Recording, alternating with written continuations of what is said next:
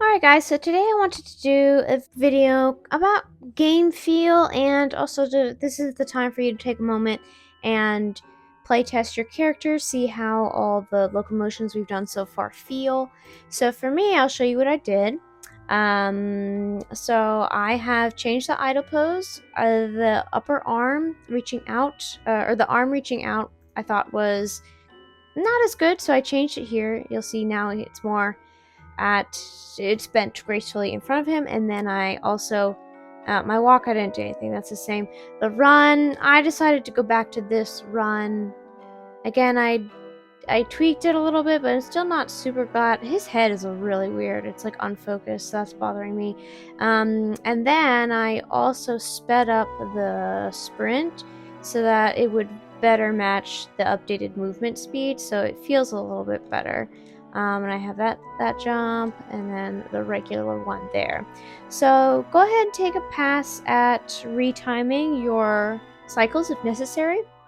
And then I want to go and show you a little bit more about what you can do with your animation sequences to make them feel more alive. So if I go to, let's see, where is the run? And if you notice here, there's this whole section, notifies, curves, all this stuff. We can actually do some code here. Think of it like adding attributes as little pins on or pills on this dope sheet. Think of it like that. So what I can do is I can insert a track, that's fine, or you could just use the number 1, and then wherever we plant our foot, right, you want to make it feel alive. So to do that for the player, we can do things like add sounds or add particle effects whenever the foot lands.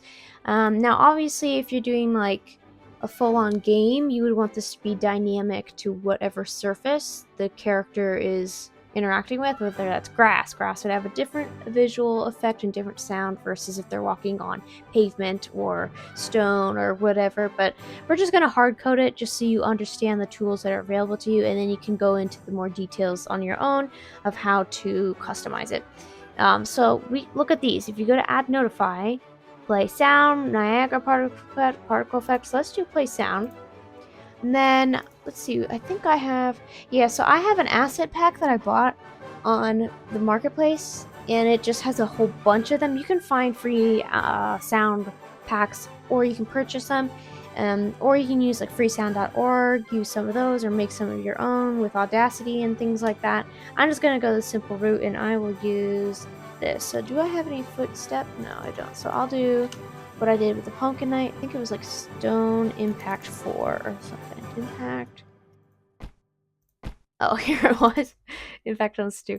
So then if I go over it, you'll see on the contact it'll hit. So then I can just copy this and paste it wherever we have a contact. So there you have it. And then we can also add particle effects. So if we go right click here, add notify. I believe I have downloaded a free one. I'll link it below. Yeah, I'll just do, honestly, I'm not really sure which ones are because I forgot to check them. So I'm just going to do that one. So now if I save that in the run, and if I go and press play here, you'll see now he has a little footstep sound, and I have the little dust behind his feet, which is super cool. So you can go ahead and do all that for all the footsteps, the jump landings, things like that. So go ahead and have fun with that. I love sound effects.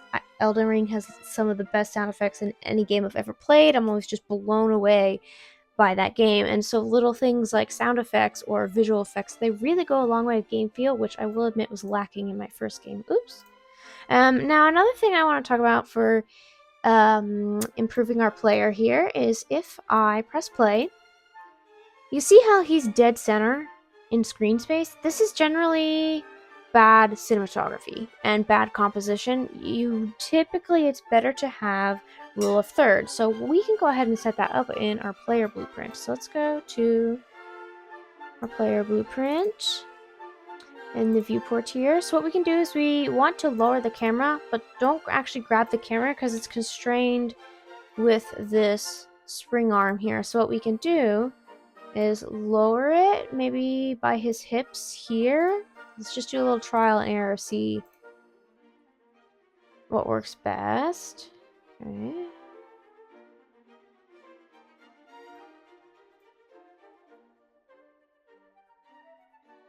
That's better. Let me try maybe. What if I don't make it? Let me look. And also you can play with the length. So see here, I could do like 600 if I wanted it further back. Which for me, that's too small, but you get the idea. So go ahead and play with these settings, see which one you like best. Okay, now that my camera is in a better position, something that I think is a nice quality of life is to be able to press the button and have it reset behind the character. I know I use that all the time when I play my own games, so let's go ahead and add that. We will need an input action, so you can call one, reset camera. I already made one here. You can leave it by the default settings, that is fine. And then when it comes to the input mapping context, we want to add it per usual, and then do the middle mouse for resetting it, and then also it's the gamepad right button, which is all the way at the bottom of the list here. So once we have those, we can go ahead and implement it. Input action here. So we want to go into, I believe, triggered here, and we're going to do what's called a timeline. Let's see, add timeline. We'll call this reset camera.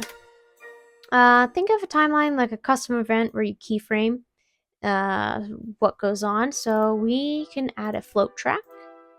Let's call it reset camera.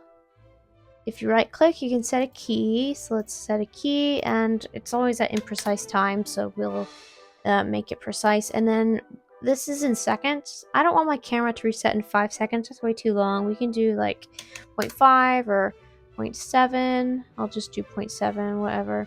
And then right click, add a key. Same thing. And then we'll add 1. So that should be good to go. So basically what we need to do here is take the camera's current position and then figure out what the actual behind position is for the player and reset the camera to that. So what I think would work would be to, let's see here.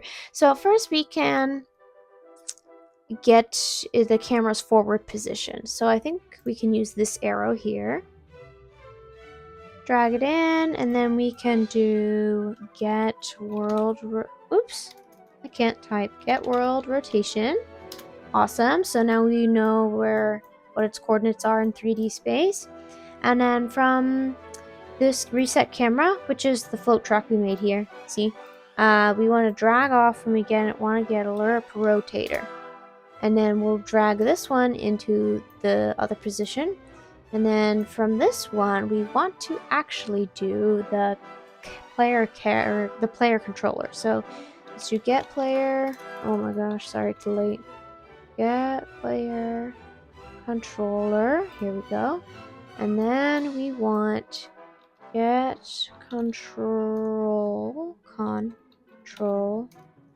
need control over my fingers here. What is it? Get control rotation. There we go. Awesome. Then plug this one into A. So now we know where the camera currently is in 3D space, and we know what the actual behind the player is. Now we need to reset it. So we'll do set control rotation. Sometimes you have to unclick this to see the setting we want. And then we drag our rotation reset there, and then we want to get player controller. I believe this one here. Reset that, and I think check shortest path. Compile. Is not blueprint visible. Please fix. Okay, I guess we can't use this. That's totally fine. What we can do is, if we go back here, we can add, I believe it's an arrow. Yeah. Rename. Camera, ref. Okay, so we'll use this one instead of the arrow. So let's go back to here, trash this, it failed us. And then let's try this one instead. Awesome, okay. Now let's see if I did it right. Move it around. Aha, yay, so much better. Look at that, It is a bit, like, abrupt.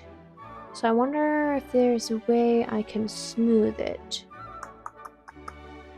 That's weird. It's like it's good for the first one. The first one is nice. Look at this. And then if I do it again, it snaps. So I don't... Maybe I... let's see what I did wrong. Oh, maybe I do play from start instead of play, because then it already did it once, and then maybe this will resume it every time. Let me see if that is correct. Yay! Okay, that's what we need to do. Yay! So now we can run around and look up at the pretty snow and all that stuff. And then if we want to reorient it behind our player, you just press the button and wonderful! Look at that. So yeah, go ahead and take a moment to add the effects to all your animations here. You see I only have them on my run. Play with different sound effects, see what you like, and then yeah, we will go ahead and move on to the strafing after this.